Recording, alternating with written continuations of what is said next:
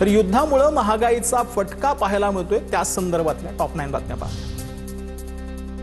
व्यावसायिक गॅस सिलेंडरच्या दरामध्ये वाढ, दर 195.5 रुपयांनी वाढले। दरम्यान घरगुती गॅस सिलेंडरच्या दरात कुठलेही बदल नाही। रात्री 12 वाजल्यापासून सिलेंडरची दरवाढ लागू।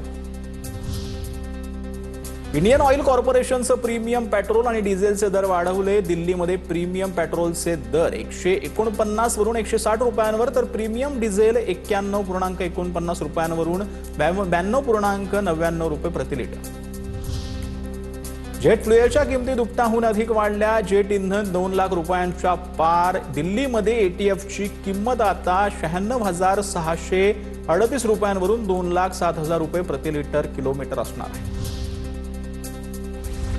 नागपूरमध्ये ऑटो एलपीजी गॅस दरामध्ये 15 रुपयांची वाढ झाली। सध्या नागपूरमध्ये ऑटो एलपीजी दर 135 रुपयांवर पोहोचले। शहरातील 80% एलपीजी पंप जे आहेत ते बंद आहेत। लातूरमध्ये ऑटो रिक्षाच्या भाड्यात वाढ झाली आहे। गॅस सुतवड्याच्या ऑटो चालकांना फटका बसल्यानंतर दरवाढीचा निर्णय घेण्यात आला। लातूरमध्ये रिक्षाचा प्रवास आता टप्प्यानुसार 5 ते 10 रुपयांनी महागणार आहे।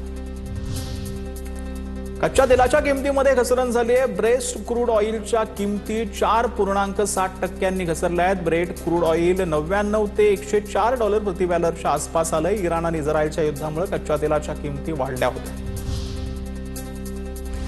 मुंबई गोवा महामार्गावरील हिंदी फलक आणि धोकादायक वाहतूक या दुहेरी मुद्द्यांवरती मनसे आक्रमक झाले। रायगडमधील तरणखोप बायपास वडखळ फाटा परिसरातील हिंदी सूचना फलकांविरोधात मनसे जो आहे तो निषेध करते।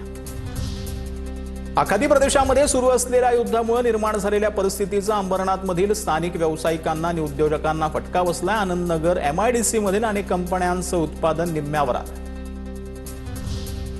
आखाती युद्धामुळे उद्योजक संकटात, सरकारकडून मदतीची अपेक्षा। अंबरनाथ औद्योगिक वसाहतीतील उद्योजकांचं प्रतिनिधित्व करणाऱ्या आमा या संघटनेकडून जिल्हा उद्योग केंद्रास निवेदन देण्यात आलंय। माल वाहतूक बंद असल्यानं सरकारनं काही सवलती देण्याचं आवाहन।